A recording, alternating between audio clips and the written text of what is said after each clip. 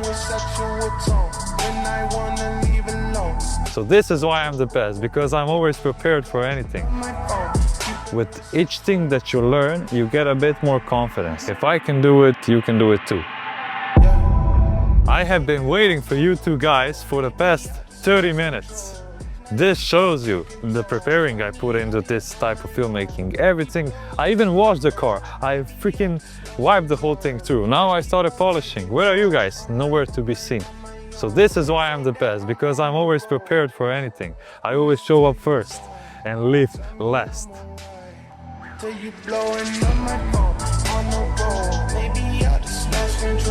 So anyway guys, I ordered this Audi A4 Avant a few weeks ago from Belgium, and the car is now here. It's already washed up. The only thing that I would say that I don't like about this car is the fact that the paint is okay, but it needs 1 or 2 hands of polishing. Otherwise, the car is pretty much amazing, and we will even check it out together. The interior of the car has leather seats, cognac seats, and I always go for this color if it's available because it's just such an amazing color. The car also has digital clusters, the big navigation which is touch, and keep in mind this one is 2021 year, so the car has updated lights, updated interior. So basically it's just the facelift of the previous 2016-15 version. And yeah, the car is amazing. It also has ACC, so it brakes itself, accelerates. It does everything itself, keep the lane, do even the emergency lane, every single part of the way. And what I like about the A4, because let's be honest, Audi is basically Volkswagen, just better. So what I like about the A4 is the fact that the boot opens up itself, and even here we can see the plate, so you can see that the car is actually from Belgium. Just a bit more premium, you know, because if you buy, let's say, a Seat Leon or Seat, however you pronounce it, we say Seat, or let's say a Volkswagen Golf 8, which I also love that car.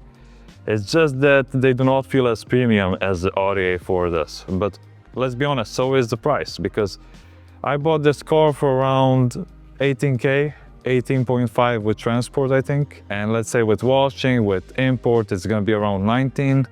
And I'm gonna sell this car for about 21K. And it's a 2-liter diesel, by the way.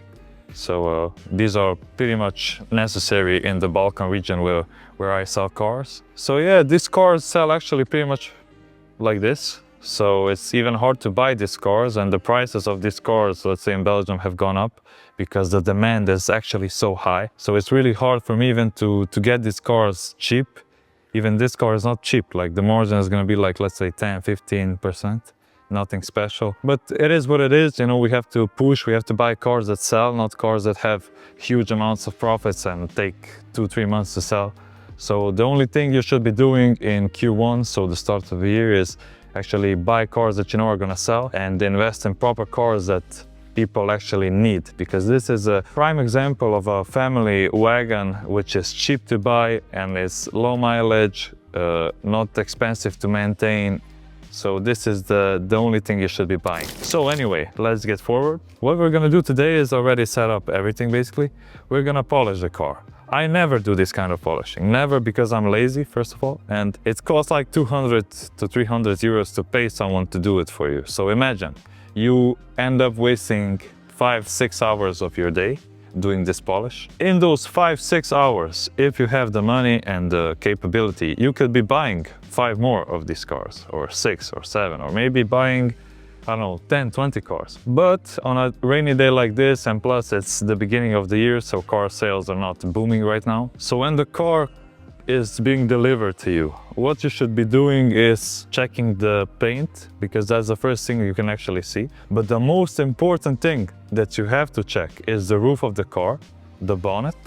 And what you do when checking those two things are checking if there's any hail damage. Once I actually ordered a car and they delivered it at night, and they never do that.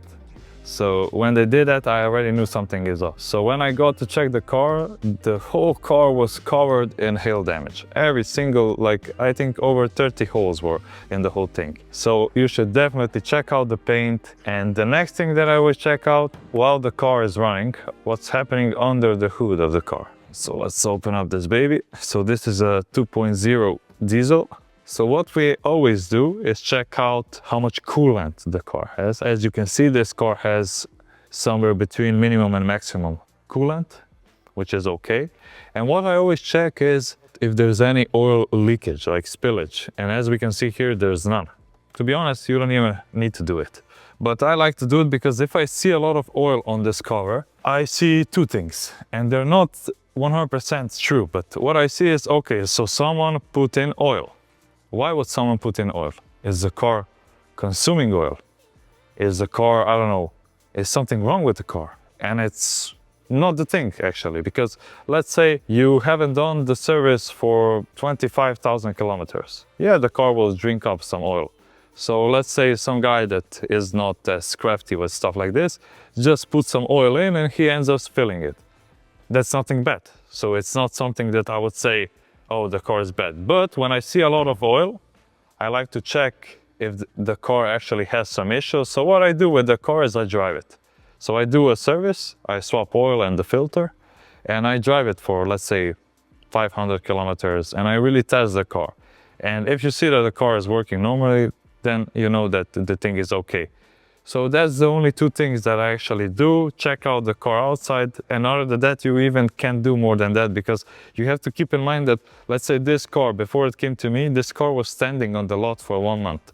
So even if you take out the computer and check out the car will have over 20, 30 mistakes, because the car has been standing so long. And the newer the car is, the more technology it has, the more technology the car has, the more issues it can have if it stays in one space. So what I do after this is I always wash the car, but before washing the car, I always tint the back windows.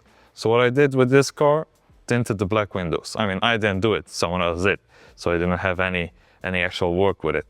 So yeah, tint the black windows, put them in the official documents. So you go to the homologation center, input them in. I haven't done this yet for this one. But yeah, these are the things that I do. And if the car has, let's say, bad paint, or the paint has a lot of scratches, then yeah, you have to do a polish. So that's what I'm gonna do today. So today is a Saturday and it's raining, and I already finished the paperwork yesterday. So today's day is pretty much not as busy, and I have workers working at my apartment. So the best thing to do for me is to start actually polishing the car. So I have basically almost everything already set up, because the workers that work here washed the car for me and prepared everything. So I have my towel, I have the two, I don't even know how to call this, the two, what do I call this, bro? Sponge. This is a sponge, okay. So I have two sponges here, and that's all you need to start polishing cars, bro. So we have the gun here, and we have one of the best, I don't know why I call this a gun. This is like a tool. So we have the tool for polishing. This is flex, so it's one of the best, if you ask me. I even have the small ones at home that are for like quick scratches or something like that, that are with batteries and not with cables. And I have two, how do I call this, man? Two pastes, different ones. So the first one is the one that you use when starting. So this is the heavy cut one. So the heavy cut one is for tougher scratches and for tougher terrain of the color, I would say. And I use this for the first hand. So I'm gonna do two hands on this car, and I use this for the first hand.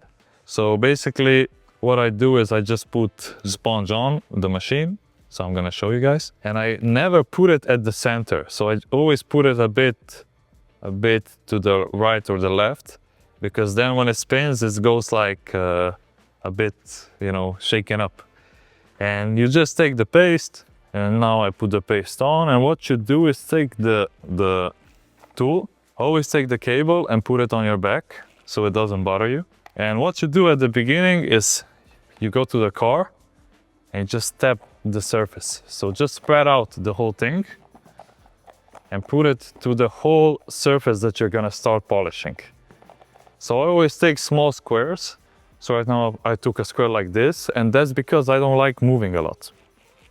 So I focus on one area at a time and just move to the whole car.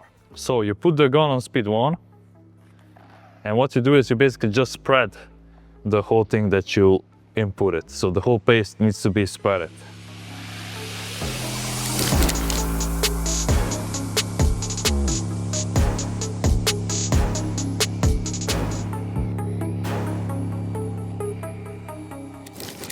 So boom, now we did it. So what I do next is I put it on speed something like 3 or 4, and then we just start polishing. So when you polish, always put it like firmly on the location and place pressure of, let's say, half a kilo or a kilo. So place the hand on, turn it on, and boom. So basically what I do is I go 10 times straight, and I do this to the whole location, and then I go 10 times like this and just go through the whole surface. So yeah, so basically we went through the whole thing, and now we're just gonna wipe it off. So after wiping it off, you can actually see if you did good work or bad work. So keep in mind, this is the first hand, and now we're gonna check out with the flashlight we have on our phone. And now we can see how the paint actually looks, and it looks amazing. Keep in mind, we only did the firm hand, and the car is already shining. And we can go to the other side and check out how it looks there. So you see the difference it actually is. Can you see the actual difference? A whole other car, like look at the scratches the car has. As you can even see them, like this is crazy. Like the car looks completely different on the other side. Imagine like you sell cars and you have them in a lot outside. And suddenly that day, the sun is being extra shine. So what happens then? The client can see that the car looks absolutely shit, and you will not be able to sell the car. But imagine if it's rainy, then the client won't be seeing the car. But imagine the client buys the car, and then a few days later they like call you, what the heck is wrong with this color? Like the car looks absolutely shit. And then you have two choices. Either you say, look man, I sold you the car. Like the car is good, the mechanic of the car is good. Like you can just put it on a polish for 200 euros and it's done. Or you can, if you have a lot of profit, you can say like, okay, we can do a quick polish for you, which you don't do ever. So yeah, we're gonna do the whole thing now. And at the end, we will see the result, which will be amazing. So basically, a gun like this, I don't know why I'm saying a gun, tool like this will cost you around, let's say 500 euros. But you don't need to buy this. You have much cheaper ones, much more amateur ones that also work amazingly. And you can buy them for like 200, 300 euros. And as you can see, to do a thing like this is easy. You can do this on a Sunday afternoon or in the morning. So basically you just clean the car up, do a quick polish, the car will look better, you will sell it faster, it will shine better, and it will look more premium. And even when you're gonna do the pictures, the car will stand out because it will shine. The car will shine even in the nighttime. Even if it's black, the car will have some kind of shine. I don't even know how to explain it, but the car just looks better. And you can do this wherever you're from, whenever, however, because let's be honest, all you have is excuses. So what you will do with it is, that's on you, man. So I do this even though I have a bad schedule, I don't have time, and still I can find time once in a couple of months to do a polish even myself. So if I can do it, you can do it too. So what you can take out from this video is, when you're starting, you don't have the money, you don't have the budget, and you want your cars to look as best as possible in order to sell as fast as possible. So why I always tell people they should polish their cars, not because the price of the car will go up or anything like that, but it will give you more confidence when the client comes to see your vehicle. So it will shine, it will look better. And the other thing is, you get to learn about how the paint actually works on a car. How the, I don't know how to say it in English, but in my language I say it lack. So it's on the car. How it actually behaves when you polish, how the car should be looking, how the car stands out. So you learn a lot about the paints of the cars and the manufacturers throughout polishing the car. So you actually get to certain knowledges, and It's just as simple as that. First, you start with like trying to polish your car yourself. Then, I don't know, you may get a car that has like a bump. Then you start learning how to remove the bump yourself, because with each thing that you learn, you get a bit more confidence. So when I started polishing cars myself and I did my first car, the car looked amazing.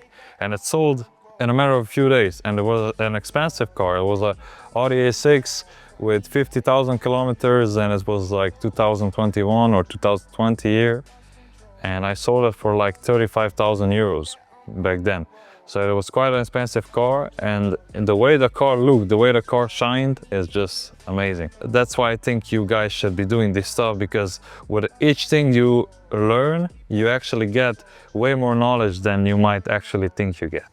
So just start now, man.